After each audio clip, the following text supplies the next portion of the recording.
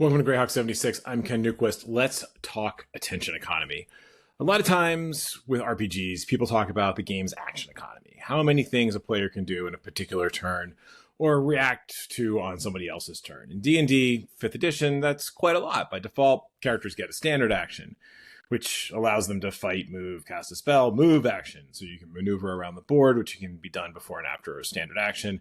Bonus action, usually some sort of class ability, like the fighter's instant healing with second wind. And on somebody else's turn, they get a reaction, so they can attack or cast a spell in response to somebody else's action, like wizard casting a shield because they're about to get clobbered by the aforementioned fighter, right? They can also ready an action, which is like a standard action that the player has declared during their turn, which goes off when a certain criteria is met. And there's ready action, which is a standard action the player can declare during their turn, which goes off when a certain criteria is met, like shooting the first creature to emerge through a closed dungeon door. In other games, like say Shadow Dark or Castles and Crusades, they have a much more limited set of actions, often a single action and a single move. The goal of those games is streamlined, fast moving play similar to the original iteration of D&D from back in the 1970s. Whether they succeed in that is a conversation for another day.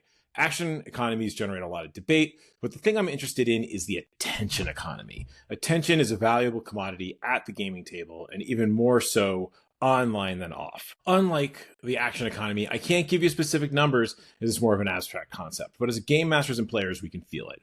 A game with a well-tuned attention economy keeps everybody engaged, turns past quickly from player to player. The game master is able to manage the myriad adversaries and environments with relative ease. When the attention economy starts to slip, you see people start to drift. They get distracted. They're playing on their phones. They're stacking dice. They're not thinking about their turn because it's a long way off. And when their turn does come, they're starting over from scratch, reassessing the battlefield, checking their character sheets, refiguring out what they can do, etc. And yes, even in a perfect world, even with an overwhelmed attention economy, people should be able to focus on the game, and it's their responsibility to keep track of what's happening. But the game doesn't always make that easy.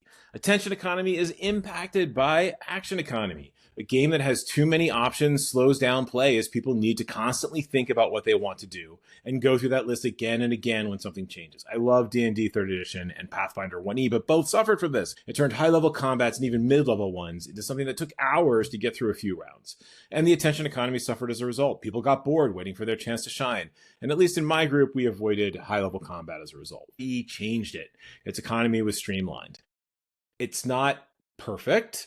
There were still a lot of things you could do, but mechanics like concentration, which only lets you have one single concentration spell up at a single time, cut down on the sort of spell spamming we saw in mechanics like concentration, which only let you have a single duration spell up at a time, cut down on the amount of spell spamming that we saw in 3rd edition. Things like, oh, I'm going to cast Bull's Strength, I'm going to cast Blur, and I'm going to cast Stone Skin, and people would spend a half an hour just buffing everybody in the party so that they go into a fight.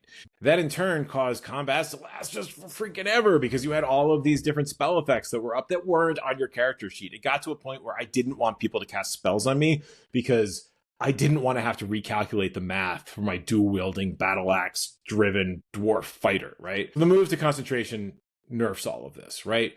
And so you could get back to just one buff, right? You just have to worry about Blur, or you just have to worry about Bull's Strength. You don't have to do all of this additional math and have a side spreadsheet to keep track of all the changes that's just happened in the last half hour. It also let us get back to playing characters who hadn't seen the light of day since 2nd edition. High-level adventuring became a thing again, and we loved it. Even with 15th level characters, turns flowed well from character to character, and we got to tell some great stories. Yes, things could still get bogged down, and yes, other games might move faster and retain attention better, but it was good enough for us. That said, D&D 2014 could give you a ton of options that impacted the action and attention economies. My character, Arthur Boundless, which we were when playing in one of our Elemental Apocalypse campaigns, is a 7th level rogue, arcane trickster, and 5th level barbarian, Path of Wild Magic. And he has a ridiculous number of options that he can take in a turn. In addition to his standard menu of options that he just gets as a rogue and as a barbarian, he also has, class-specific actions, 4 reactions, a ton of extras like re-rolling dice thanks to luck, re-rolling piercing damage thanks to a feat, sneak attack damage for being a rogue, and I mean, honestly, the list is huge. It's a ton of fun to play, but it's also a lot to keep track of. And as a player, I knew that I had created a super crunchy character, and I also knew that I had to do my best to stay on top of things during the game. but it's hard. My concern with D&D 2024 is that it's adding to all of this, right? The action economy itself remains largely the same, but there's all these new options that impact the attention economy. Weapon mastery is cool. If you have this class ability, you can use it to add extra effects to your attacks. Like you can use a great sword's nick ability to do damage, even if you miss. It does, however, add another thing to remember and another thing to keep track of, as well as another thing to execute at the table. Blade Ward is similar. That's why I was talking about it in episode 5. It's not impacting the action economy. It takes the same amount of effort as the 2014 flavor of the spell, but it impacts the attention economy by having everyone have to remember to track another effect, and an effect with a die roll attached to it. Again, we have other spells like this. I get it. That's not a big deal. Bless has been around forever. So has Bane. But it's one more thing. It could all be fine. And I could enjoy the added options. It could all be fine. That's why we're doing the test drive. And I am enjoying the added options, if I can remember to use them. Enjoying Greyhawk 76? Like and subscribe at YouTube, or snag the RSS feed at lairofsecrets.com.